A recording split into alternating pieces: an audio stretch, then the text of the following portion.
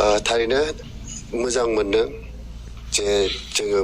जोंनि मोनसे team BSU central team जोङो आलोचना खालामदोंमोन जे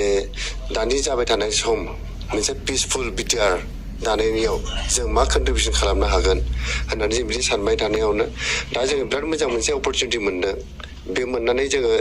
सारमोनहाजों मोनसे सावरायनानै दानि बिटिआरनि दैदेनगिरि प्रमद बर' सारजों जोङो बोरैबा मोनसे लिंक लानानै जाहाथे जोंनि एक्सपार्टिस जों जेराव मावबोखानाय 10 years जाबाय जोङो BSU आव जोङो फाउन्डार मेम्बार खामोन। दा बे मावनायखौनो जों मारै दलद थानाय बायदि जानानै आरो जों नुबाय प्रमद बर' बिथांनि दैदेननायाव 3 बोसोराव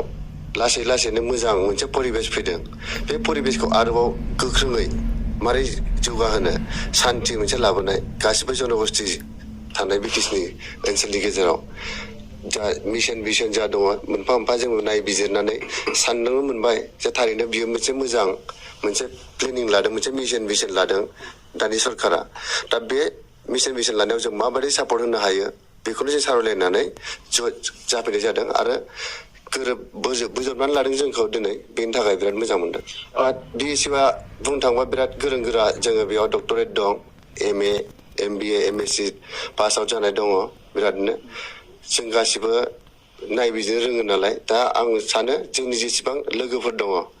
बिसोरबो जोंनि दा फैनायखौ नुनानै आरो जों जा मावगोन बेखौ नुलांखागोन नुलांनानै बिसोरो फैगोन आरो आं गोसो गोरबोजों बरायनोसो लुबैखादों दिनैनो दानो आं नोंसिनि चेनेलनि थ्रुयै आं बरायबायबो बिसोरखौ फैनो हागोन जेला गोसो बिराद मोजां परिबेस मोनसे दङ बेयाव मावनो थाखाय। थारैनो हाग्रामा महिलारि बिथाङाबो सासे रिभलिउसनारिस्ट आरो बिनि दैदेननायावनो जोङो मोनसे बे BTC खौ दानो मोनदोंमोन। बर' हारिया गावनि मोनसे जायगा बा स्थान मोनदोंमोन आसाम रायजोनि गेजेराव मोनब्रै डिस्ट्रिक्ट मोननो हादोंमोन बे नंगौ मोजाङैबो खालामदोंमोन खिन्थु दा नैबे समनि डेभेलपमेन्टनि पेसआ गासिबो सारा दुनियायावनो आलदा स्टाइलनि थांदों नालाय दा ट्रेडिसनेल लेभेलनि खामानि मावनानै बे डेभेलपमेन्टनि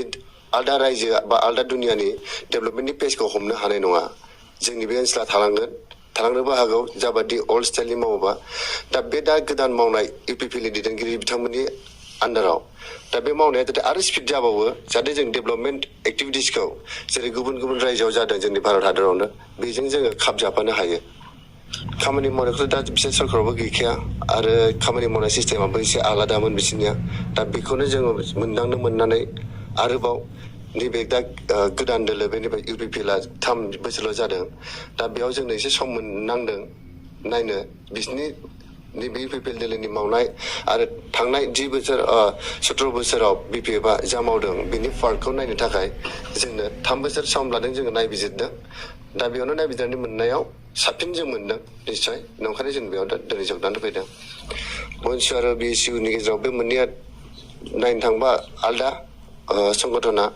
खिन्थु मानसिया बेनो जाजेननायनिफ्रायनो